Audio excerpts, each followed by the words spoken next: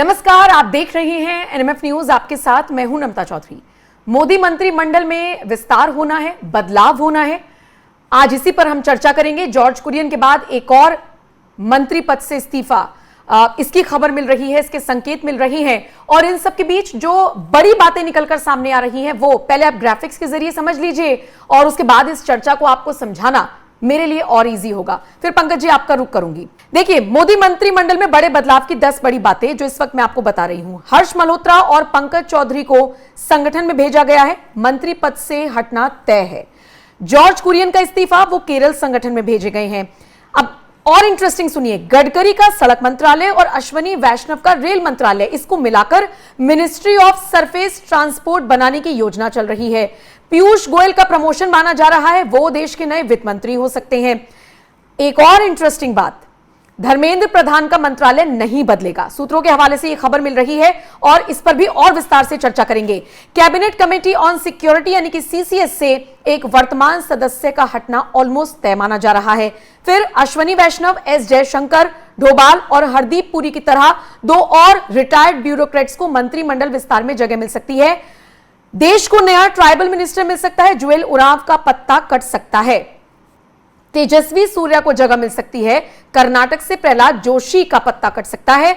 मध्य प्रदेश से दुर्गादास और झारखंड से संजय सेठ का पत्ता कट सकता है। और लास्ट पॉइंट जो बड़े बदलाव के संकेत हैं, रवनीत सिंह बिट्टू की जगह राघव चड्ढा को जगह दी जा सकती है। ये सारे पॉइंटर्स जो मैंने आपको बताए हैं ग्राफिक्स के जरिए, ये सूत्रों के हवाले से खबर है। लेकिन पंकज जी, सबसे इंटरेस्टिंग इसमें यही है कि धर्मेंद्र प्रधान का मंत्रालय हो सकता है ना बदले। इतना प्रोटेस्ट, इतनी सारी चीजें, यूजीसी, नीट और पता नहीं क्या क्या, उसके बावजूद अगर यह खबर सूत्रों के हवाले से भी मिल रही है तो यह बड़ी बात है। एक चर्चा यह है कि अगर धर्मेंद्र प्रधान को हटा दिया तो इसका मतलब यह हो जाए कि मोदी सरकार स्वीकार कर ली है कि गड़बड़ियां हुई हैं और की गई हैं। मोदी सरकार में जो भी लोग बैठे हैं उनका ऐसा मानना है कि नीट वाला जो परीक्षा पेपर लीक हुआ था वो कांग्रेस की साजिश थी। जानबूझ के अपने लोगों के माध्यम से यह लीक करवाया गया ताकि धर्मेंद्र प्रधान बदनाम हो। धर्मेंद्र प्रधान इसलिए भी निशाने पर हैं क्योंकि शिक्षा का राष्ट्रीयकरण, जो कि नया ये पूरा सिलेबस लेकर आए हैं, जिससे अर्बन नक्सल्स परेशान थे, इस वजह से उसी वक्त से धर्मेंद्र प्रधान निशाने पर हैं। जो यूजीसी वाला मामला हुआ था उसके बारे में भी कहा गया कि एक सर्वदलीय कमेटी बनाए जिसमें कांग्रेस और कम्युनिस्ट दोनों शामिल थे। उन्होंने यह रिपोर्ट पेश होने के पहले ही जानबूझकर एक छोटा सा हिस्सा लीक करवा दिया ताकि बदनाम किया जा सके। लोगों का मकसद था धर्मेंद्र प्रधान को हटवाना। वो पहला अटैक था। दूसरा अटैक नीट वाले को लेकर हुआ है, जो कि कांग्रेस के ही किसी इकोसिस्टम से जुड़े व्यक्ति ने सबसे पहले पेपर लीक किया। और अफसोस की बात वह है कि वो क्वेश्चन सेट करने वाले व्यक्ति थे और जिन्होंने क्वेश्चन सेट किया उन्होंने लीक करवाया और बाद में भाया केरल, राजस्थान आया और फिर ये सारी बदनामी हुई सरकार की। तो आज अगर धर्मेंद्र प्रधान को हटा दिया जाएगा तो इसका मैसेज बहुत खराब जाएगा। कल को जाके किसी भी मंत्री के खिलाफ इस तरह की साजिश होगी और फिर कहेंगे कि हटा दो। एक ओबीसी वाला एंगल भी है कि अगर धर्मेंद्र प्रधान सो कॉल्ड सवर्णों के निशाने पर हैं तो अगर उनको हटा दिया गया तो ओबीसी समाज में गलत मैसेज आया कि देखो मेरे ओबीसी मंत्री को सवर्णों के हंगामे के कारण हटाया गया। इस तरह का वो चर्चा बहुत तरह की बात नहीं, लेकिन जो बच्चे प्रोटेस्ट कर रहे हैं, मैं सीजेपी के प्रोटेस्ट की बात नहीं कर रही, लेकिन जो वहां पर जेन्युइन बच्चे आए हुए थे उनके बीच भी एक मैसेज जाएगा कि हम तो यहां पर किस मांग से आए थे वो पूरी नहीं हुई। नहीं, उसमें जो मैं अपनी बात नहीं कर रहा हूं, जो अंदर चर्चा हुई उसके अनुसार कि नीट का एग्जाम दोबारा ले लिया गया है और इस बार एग्जाम फेयर हुआ, चाहे एयरफोर्स के जहाजों को लगाना पड़ा, हेलीकॉप्टर्स को, लेकिन सब कुछ हो गया। अब जो बच्चे नीट देने वाले थे उनका रिजल्ट आएगा, वो अपने अपने जॉब में जाएंगे। जो तैयारी कर रहे हैं वो दोबारा तैयारी करेंगे। और जो आंदोलन जीवी है वो भी आंदोलन करेंगे। नहीं, उनको तो परीक्षा देना नहीं है ना, जो दे रहे हैं उनके लिए कंसर्न है। तो जो भी उस प्रोसेस में थे, जो स्टूडेंट थे, उनके प्रॉब्लम का समाधान हो गया। अब वो मुद्दा खुश हो गया। जैसे ही परीक्षा हो गई, संपन्न हो गई, रिजल्ट आ गया, खत्म हो गया वो। ये मतलब ये चर्चा की जाए। और अगर आज धर्मेंद्र प्रधान को हटाया गया तो इसके और रिपरकशंस होंगे, खराब होंगे, ऐसा मानना है। इसकी वजह से धर्मेंद्र प्रधान को फिलहाल, ठीक है, जो सूत्रों के हवाले से खबर मिल रही है कि अभी फिलहाल उनको नहीं बदला जाना। ठीक है जी। दूसरी खबर यह है कि जॉर्ज कुरियन के बाद एक और मंत्री का इस्तीफा हुआ है। ये सिर्फ आहट है या इस्तीफा होने जा रहा है? नहीं, रवनीत सिंह बिट्टू हैं वो। ओके। उनको पंजाब में इलेक्शन को देखते हुए पंजाब भेजा जा रहा है। वो बेअंत सिंह, सरदार बेअंत सिंह के पोते हैं और उनका अच्छा खासा होल्ड है। ये आप डिमोशन मत मानिए, हो सकता है कि पंजाब में बीजेपी के चेहरे भी वो बन सकते हैं, क्योंकि उनकी लीगेसी है। हालांकि अभी एक्सेप्टेंस कितना है इस बारे में लेकर सवाल है, लेकिन पंजाब में लगाया गया है और एक बहुत अच्छा उनको प्रोफाइल देने वाले हैं पंजाब में। तो पंजाब के इलेक्शंस को देखते हुए रवनीत सिंह बिट्टू वहां से बाहर हुए हैं और राघव चड्डा, क्योंकि वो 7 एमपीज के साथ आए थे, तो उनको पंजाब कोटे से वहां पे मंत्री पद मिलने की चर्चा है। एक बड़ा पॉइंटर ये भी है कि ट्राइबल मिनिस्टर देश को नया मिल सकता है। इसके पीछे का क्या गणित लगाया होगा सरकार ने, क्या कहता है आपका अनुमान? नहीं, मोदी जी का फोकस है अभी दलित, आदिवासी और ट्राइबल्स को लेकर बहुत सारे कार्यक्रम किए जा रहे हैं पूरे देश भर में। हालांकि मीडिया में चर्चा नहीं होती, लेकिन कार्यक्रम बहुत सारे हैं, योजनाएं बहुत सारे हैं।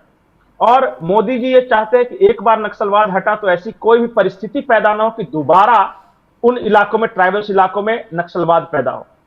अभी आप देखिए वहां एनजीओ को लेकर बहुत सारे काम हो रहे हैं, अर्बन नक्सल्स को लेकर हो रहे हैं। तो एक ऐसा मिनिस्टर चाहिए था कि जो कि इफेक्टिव हो।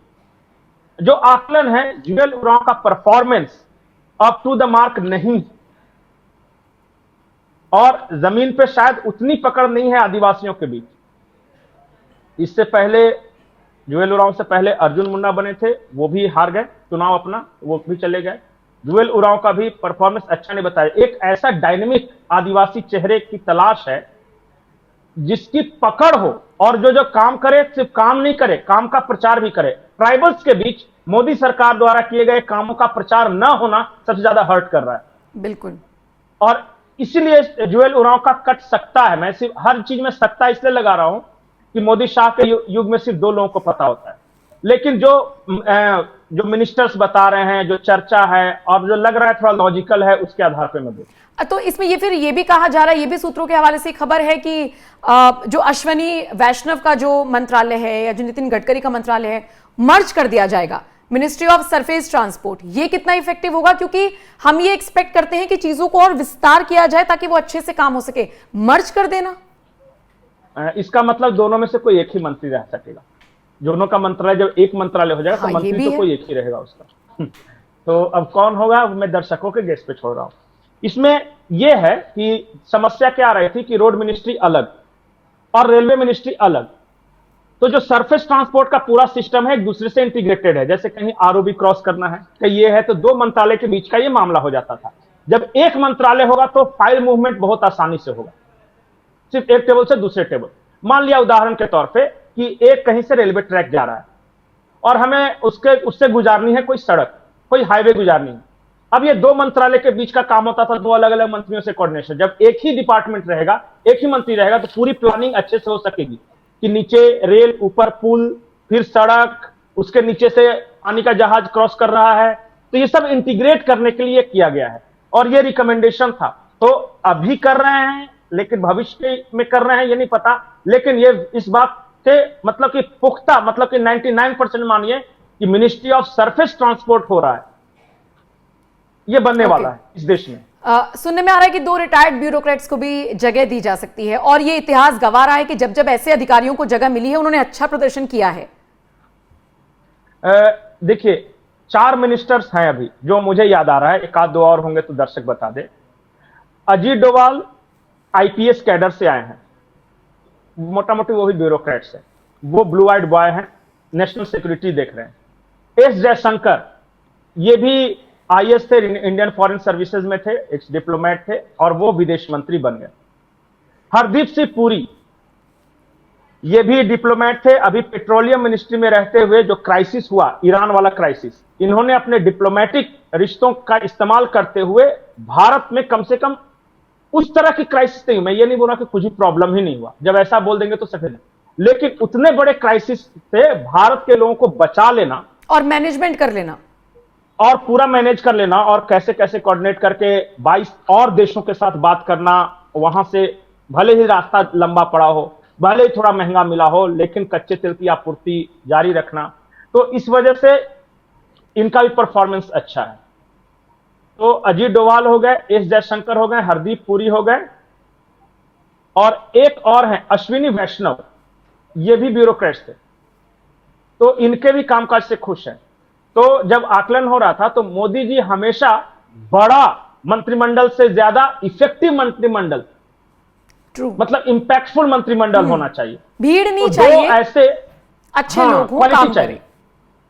हाँ, और तो दो ऐसे डिप्लोमेट की पहचान की गई है कि उनके लिए मंत्रालय भी फिक्स कर दिया गया है कि वो क्या रहेंगे, और इस मंत्रिमंडल में वो कोलेटरल एंट्री जिसको बोलते हैं ना, वो करवाने हमेशा करते रहे। जब गुजरात के मुख्यमंत्री थे तब भी, जब प्रधानमंत्री हैं तब भी, ब्यूरोक्रेट्स को उठा के सीधे मंत्री बनाना मोदी जी का ये प्रिय शगल है, और इस बार भी करने वाले हैं। दो नए आ रहे हैं। चलिए, तो मतलब बदलाव की आहट है, राष्ट्रपति मुर्मू से मुलाकात हो चुकी है। जी जी जी। एक और इंपॉर्टेंट बात, मुझे लगा कि वो छूट जाएगी। एक मंत्री थी मोदी मंत्रिमंडल में, कुछ रिश्ते खराब हुए, कुछ काम हुआ, फिर वो वापस फिल्म इंडस्ट्री में चली गई। इस बार बंगाल चुनाव हुआ, अपने सारे हाँ, टीवी इंडस्ट्री, सारे कामकाज छोड़ के, बिजी शेड्यूल छोड़ के, शूटिंग छोड़ के वो बंगाल में फोकस की। अच्छा परफॉर्मेंस रहा। हो सकता है कि एक बार फिर से एंट्री हो जाए। और मतलब ये ऐसी चर्चा है। यंग मिनिस्टर्स जो लाना है, तो आप देखिए कि यंग काफी चेहरे आएंगे। राघव चड्डा आएंगे, तेजस्वी सूर्या की बात हो रही है, क्योंकि कर्नाटक वो बहुत डेडिकेशन से काम कर रहे हैं। अनुराग ठाकुर के बारे में कहा जा रहा है कि उन्हें बड़ी जिम्मेदारी दी जाएगी। आई डोंट नो कि वो मंत्रिमंडल में जिम्मेदारी होगी या संगठन में।